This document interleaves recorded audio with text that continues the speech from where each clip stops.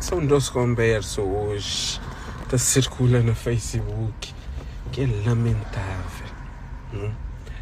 Primeiro, post, uma menina vai de merca com roupa caro, só para babazofa, aquilo. Não, gente. Babuja só aquele roupa caro, aquele babazofa. Mas boa coisa que ele does full time, que ele está trabalhando. Boa coisa que ele levanta 4 horas madrugada, vem a casa 11 horas da noite. Mas estranho, ano passado, Chacota era ministro de merca da contrada com o ministro de Cabo Verde, no presídio, e Kuchenko fechonava, fazer o traço.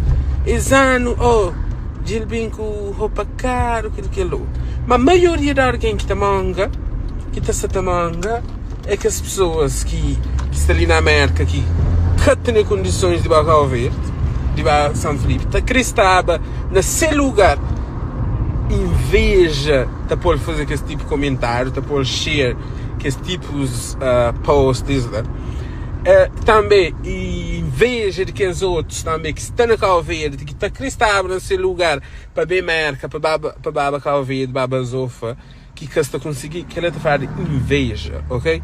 É que nada mais, nada menos que inveja, ok? Segundo post é que os outros minis de merca, que se manga, de que as minis na Cabo Verde, que tem Gucci falso, Louis Vuitton falso, mas a gente, caraquinha, te viste aquele que se condições, está tal.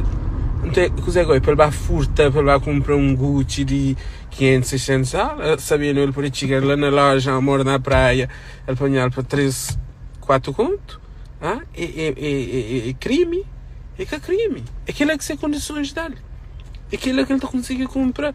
E a gente, se conseguir cuidar de boa vida, querer cuidar de vida de alguém lá na Cabo Verde, cos'è que se veste? Cos'è que se calça? Come on!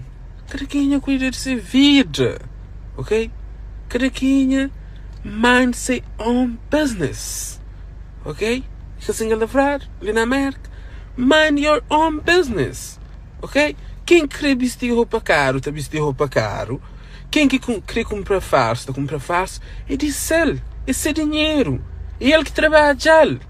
Se ele bem que ele pista na bola, pista dinheiro na bola, vai comprar, poste. Mas esse dinheiro, ele que trabalha. Caraquinha viver essa vida, man.